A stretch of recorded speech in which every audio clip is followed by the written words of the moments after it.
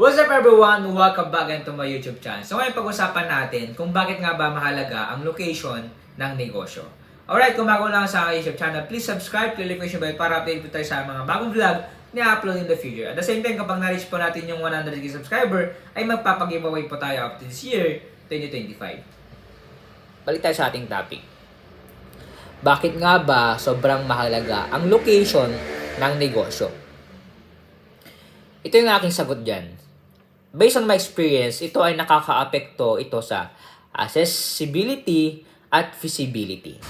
Dahil the more na mas madaling makita yung negosyo mo, mas accessible, okay? Madali lang mag-park, tamang-tama yan.